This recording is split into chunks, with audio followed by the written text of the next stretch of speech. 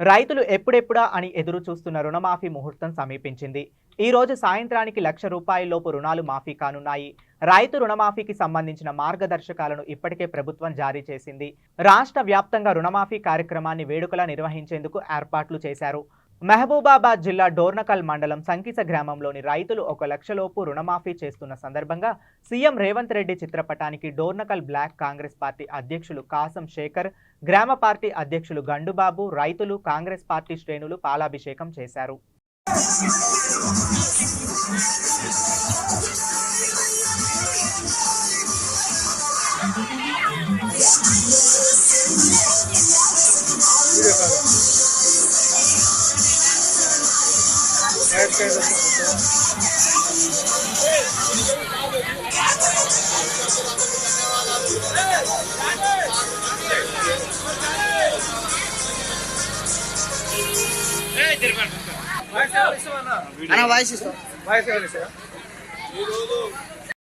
నిర్మల సంగీత డోర్నకల్ మండలం మహబూబాబాద్ జిల్లాలో రైతు రుణమాఫీ సందర్భంగా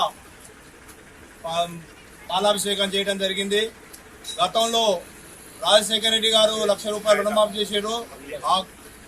ఈ ఘనతని ఇప్పుడు రేవంత్ రెడ్డి గారు పునరావృతం చేస్తూ ₹2,00,000 రైతులకు రుణమాఫీ చేసినట్టే అంత ఆషామాషి కాదు. గత ప్రభుత్వం ఉన్నది మొత్తం దోసుకొని పోయినా కానీ నిధులు సమకూర్చుకుంటూ ఏ విధంగా పరిపాలన చేయాలన్న దాంతో ఒక్కొక్కటి 6 గ్యారెంటీలో ఒక్కొక్కటిగా అమలు చేసుకుంటూ వస్తూ ఈ రోజున ఒకే రోజు ₹1,00,000 రుణమాఫీ చేయడం జరుగుతుంది. రెండో విడతగా ₹1,50,000గా ఈ నెలాఖరు జరుగుతుంది. ₹2,00,000 ఆగస్టు 15వ తారీఖు కల్లా మాఫీ చేయడం జరుగుతుంది.